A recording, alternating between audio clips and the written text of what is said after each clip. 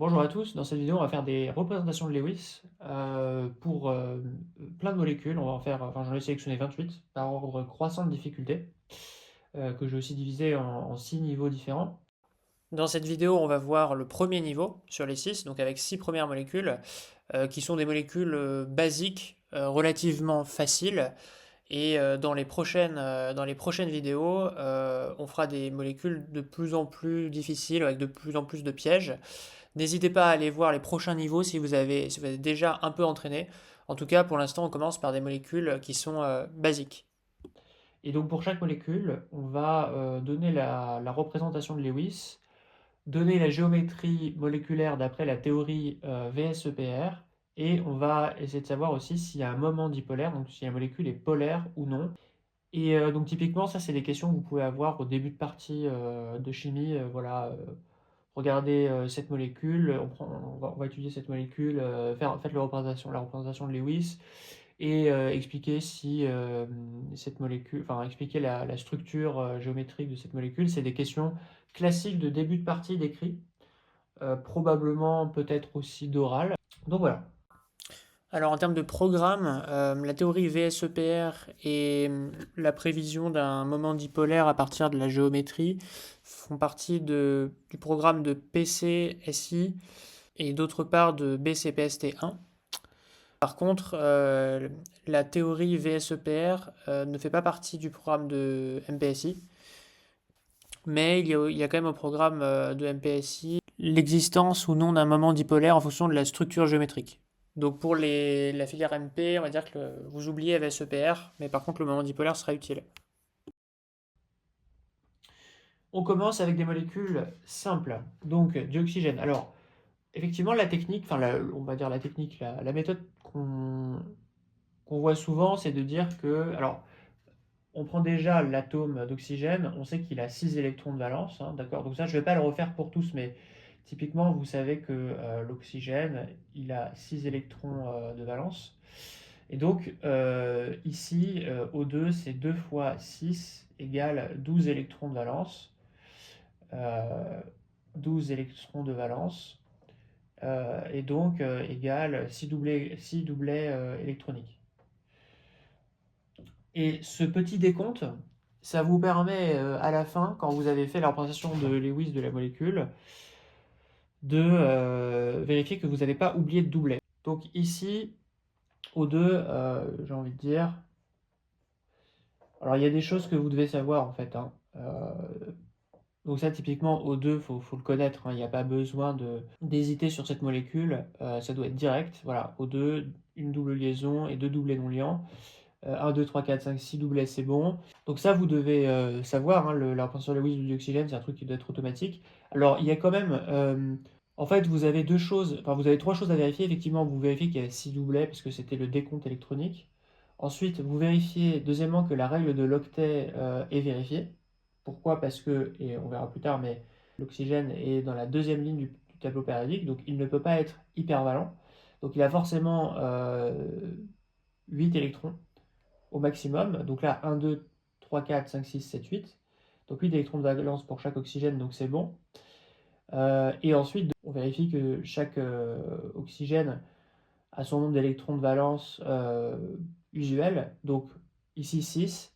Et vous savez que pour compter les électrons, enfin compter la charge formelle, il faut compter 1 dans chaque liaison covalente. Donc ici c'est 1, 2 pour les deux liaisons, 3, 4, 5, 6, et pareil pour l'autre. Donc il n'y a pas de charge formelle. Voilà pour le dioxygène. Deuxièmement, donc l'azote c'est pareil. On fait la représentation de Lewis. Donc vous savez qu'il y a 5 électrons de valence, donc ça il faut le savoir. C'est assez direct. Et donc vous avez 2 fois 5 égale 10 électrons de valence. Et donc 5 doublets.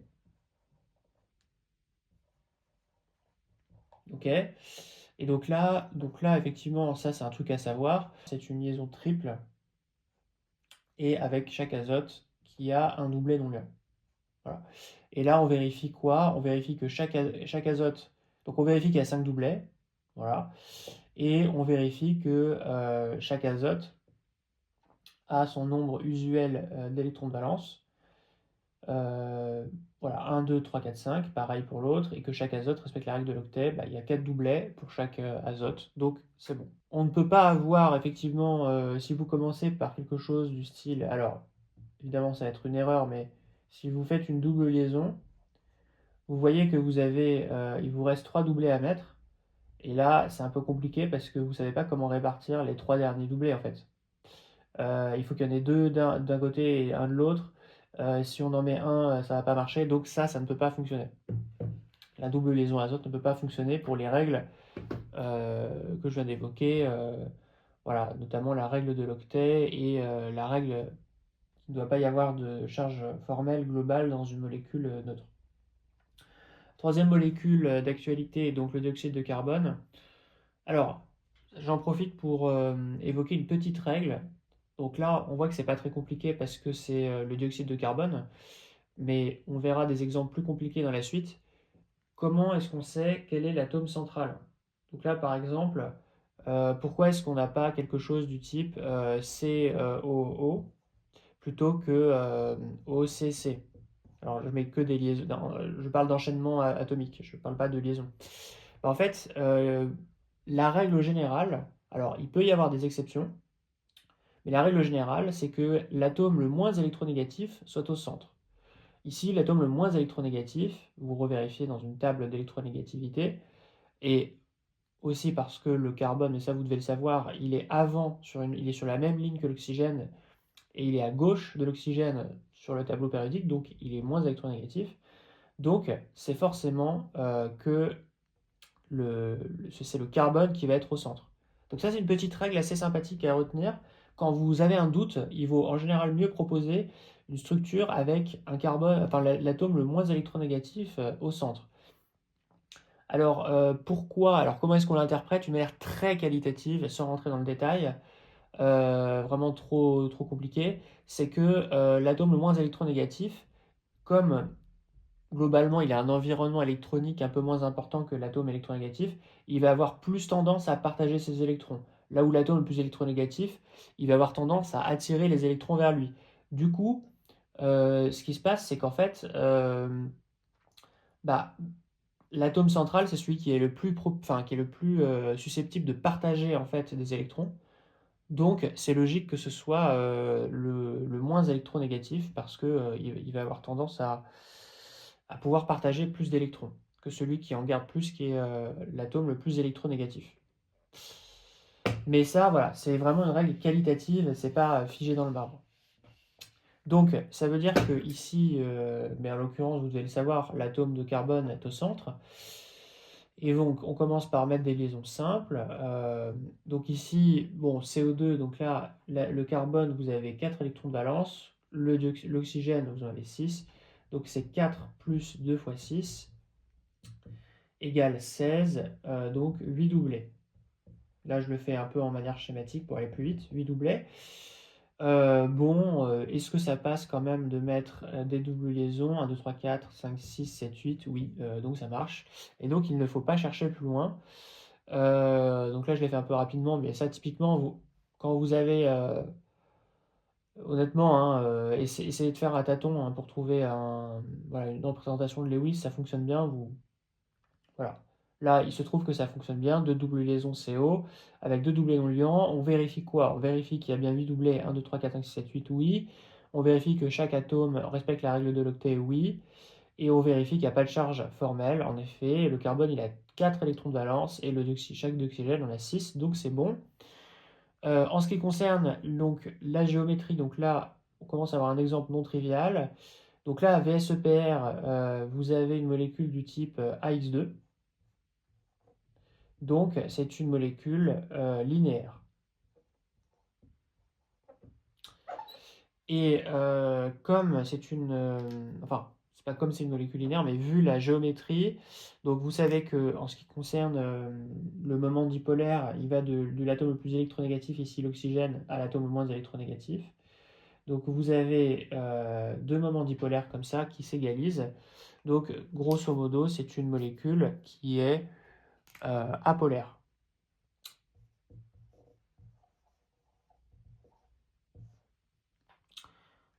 Quatrième exemple ammoniac. Donc, ammoniac, donc ici, vous avez 5 plus 3 égale 8, donc 4 doublets. Bon, est-ce que la solution la plus simple ne fonctionnerait pas? En fait, si vous avez juste voilà, 3 liaisons NH et puis le dernier doublet non liant, de sorte que chaque. Enfin, donc là, l'hydrogène a 2 électrons de valence, donc ça c'est normal. Et l'azote, lui, a 8 électrons de valence. Donc c'est bien. Et pas de charge formelle parce que 1, 2, 3, 4, 5. Donc c'est bon. Donc ça, c'est pour la représentation de Lewis. On a une molécule du type, selon VSEPR, AX3E1. OK. Et donc, on a... Alors, c'est là où il faut juste être un tout petit peu attentif à ce qu'on écrit. On a une molécule... Vous savez que la théorie VSEPR fonctionne par M plus N, hein, donc AXM En, et avec la somme M plus N. Donc la géométrie électronique pour M plus N égale 4, c'est donc tétraédrique.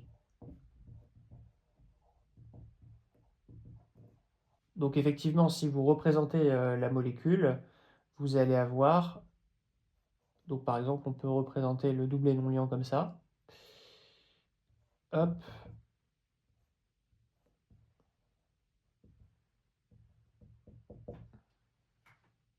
Voilà, donc ça c'est la molécule, la représentation géométrique de la molécule d'ammoniac.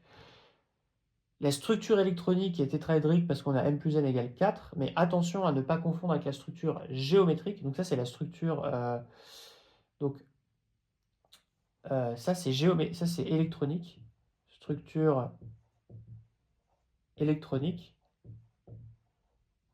Mais la structure géométrique, pour la structure géométrique, il faut juste regarder en fait les atomes. Le doublet non liant, c'est pas un atome. En fait, vous regardez cette partie de la molécule et vous voyez que c'est une pyramide en fait, hein, molécule pyramidale. Structure géométrique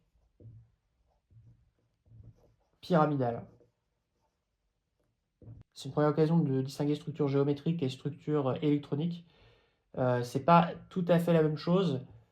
Faites attention, voilà, effectivement, ça ne dépend pas que de M plus N, ça dépend de M plus N et des doublets non liants. Parce que si ici, dans ce cas, ce qui fait le quatrième élément du M plus N, c'est un doublet non liant, en fait, ce qui va compter pour la géométrie, c'est vraiment l'agencement des atomes.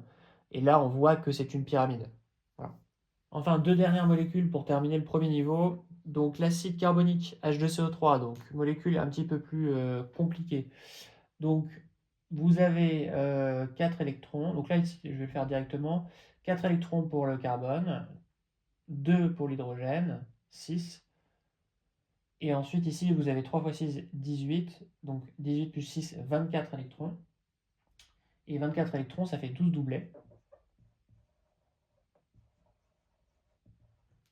Pour un acide, c'est assez facile d'intuiter que les hydrogènes vont être avec les atomes d'oxygène. Donc en fait, vous allez pouvoir intuiter que vous avez quelque chose comme ça. Donc là, il y a 3 atomes d'oxygène et un atome d'hydrogène. Donc il va y avoir quelque chose comme ça en fait. Et ici, bon bah, puisqu'il n'y a pas d'autre H, on pourrait faire une double liaison. Donc on voit que le carbone ne va pas avoir de charge formelle parce qu'on compte 4 électrons autour de lui. L'oxygène, il lui manque 2 doublets non liants. Voilà, donc 1, 2, 3, 4, 5, 6, pas de charge formelle. Et ici, bah, en fait, classiquement, on va avoir 2 doublets non liants. Et ça fonctionne. Et tout va bien, et tout le monde respecte la règle de l'octet, par l'hydrogène, mais ça c'est normal. Et est-ce qu'on a 12 doublets? 1, 2, 3, 4, 5, 6, 7, 8, 9, 10, 11, 12. Ça fonctionne, c'est merveilleux. Donc ça c'est pour l'acide carbonique. Ensuite, pour la représentation de Lewis. Ensuite, bon, pour VSEPR, on a du AX3. Donc AX3, vous savez que c'est trigonal plan.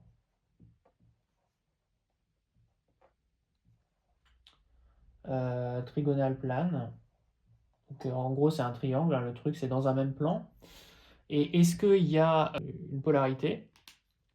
Bah, en fait, si vous regardiez juste... alors, effectivement, ce qu'il faut faire, c'est que ici, quand on représente la molécule, en fait, ça va plutôt être quelque chose du style C, O, O, O, dans un même plan.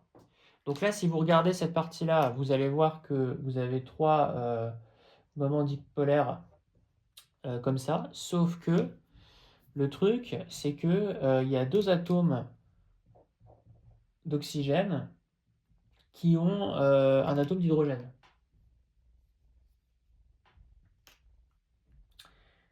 Et ça change tout parce que vous savez que donc l'oxygène est plus électronégatif que l'hydrogène, donc vous allez avoir en fait euh, des moments dipolaires orientés vers l'hydrogène, et donc vous allez avoir une molécule qui est polaire, parce qu'en fait, du fait des liaisons, au moins des liaisons OH. Voilà. Donc c'est une molécule qui est polaire.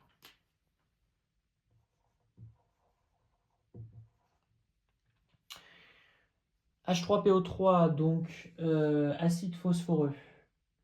Donc là, le phosphore est dans la même colonne que l'azote, c'est-à-dire qu'il a 5 électrons autour de lui. 5 plus 3 x 6, 18, 23. 23 plus 3 égale 26. 26, donc ça fait 13 doublés. Donc ici, pareil, c'est un acide. Les H vont aller avec les O. Là aussi, on peut se souvenir de la règle que le phosphore, il est moins électronégatif que l'oxygène. Alors déjà parce qu'il est en dessous de N et que N est à gauche de O, donc il a forcément une électronégativité inférieure, donc il va plutôt être l'atome central ici, si vous avez un doute. Et donc là, voilà, on fait... Donc là, comme il y a 3 H, il y a autant de H que de O, on va pouvoir quand même supposer que on a des liaisons OH. Donc ça, c'est la première chose. Et puis une fois qu'on a dit ça, on peut mettre les doublés non-liants sur l'oxygène, et on voit que comme le phosphore est dans la même, colonne que l'azote, voilà, ça ressemble à ça, donc il y a 5 électrons autour de lui, donc là il faut rajouter un doublé non-liant, et on est bon. Chaque atome respecte la règle de l'octet, à part l'hydrogène, mais c'est normal. Et pas de charge formelle, puisque l'oxygène il a 6 électrons autour de lui, 1, 2, 3, 4, 5, 6, le phosphore il en a 5, 1, 2, 3, 4, 5, donc c'est bon. Ici, on a une molécule de la forme AX3E, d'après la théorie VSEPR, et c'est exactement le même cas que NH3 en fait.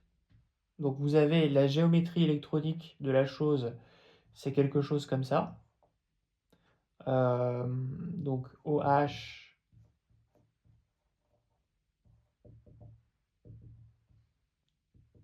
donc vous avez une géométrie électronique tétraédrique, mais si on regarde vraiment la molécule, on a une pyramide à base triangulaire. Pyramide à base triangulaire. Et est-ce que cette molécule est polaire? Bah, on sent que oui, parce que, donc, premièrement, bah, on voit qu'il y a une différence d'électronégalité OP. Alors, il y a une différence d'électronégalité HO, mais aussi OP, qui va dans ce sens-là,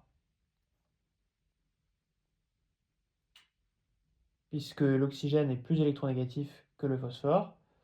Et vous voyez que la résultante, ça va être quelque chose qui va aller au-dessus de la pyramide.